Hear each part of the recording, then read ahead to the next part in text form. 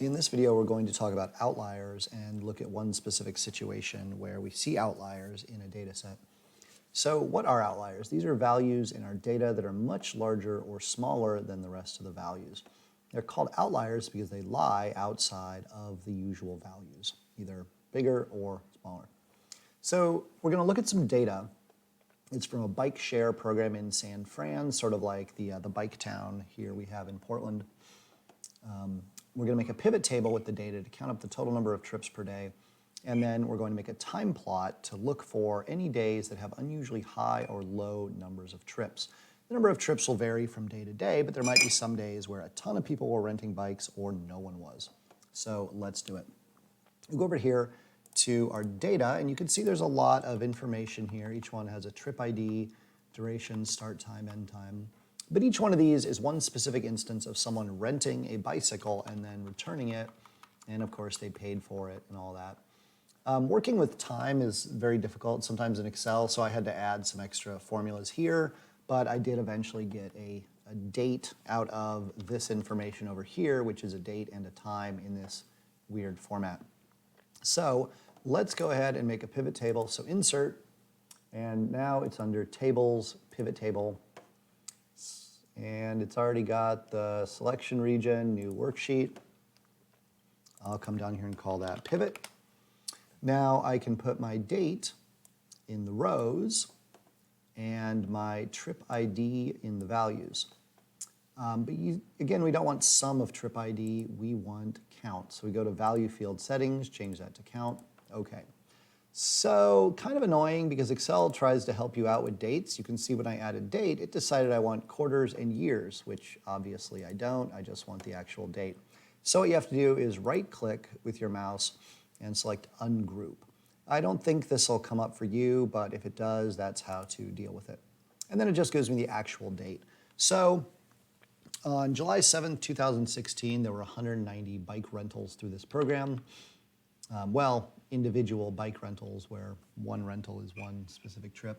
On the next day, there were 345, then 421, and so on.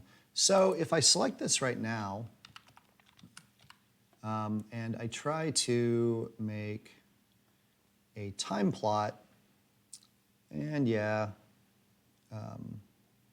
but if I try to select all that and I go, scroll back up, insert, plot. Remember, a time plot is just a scatter plot that has time on the x-axis.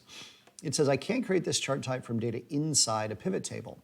So kind of annoying, but what I have to do is just copy. I go over here and paste. If the paste doesn't work, you might need to go to paste values to make it get out of the pivot table, not just paste another pivot table. But then I can call this date. Have to have that capitalized, and I can call this trips. And let's make that a little bigger. So now if I select all of this, and if I want to select a whole range, if I'm on a PC, I can hold down Shift and Control keys on the keyboard, and that will zoom to the very end. But however you do it, you can just probably select the columns as well. But then I can actually insert a scatter plot like this. So let's go ahead and add, as usual, our axis titles. And we'll call this date. And this here was number of trips. And let's make this nice and big so we can see it. So we could give it a better title, but one thing really stands out here is this dot. Look at that dot. So you've got a peak here. Bike rentals kind of went up. Maybe people were getting used to the program or getting used to it. But then the weather starts to get colder and they kind of drop off as the months get colder. In the winter. That's one likely explanation. We don't know for sure. This data doesn't even go through a whole year. But you can see this dot really, really stands out. The normal number of rentals around this time was in the 600s, and this day there were 1,485 separate trips. So why is that? Sometimes outliers are mistakes in the data, but you can't really assume that. You don't want to just throw away your data without knowing what it's about. There's some over here. This one's pretty high. So maybe something was going on there too. This one is a little high. I'm not sure I'd call that one an outlier. It's not that extreme. Same with these two. They're a little lower, but they're not extremely low. They don't really stand out as shockingly as this one does.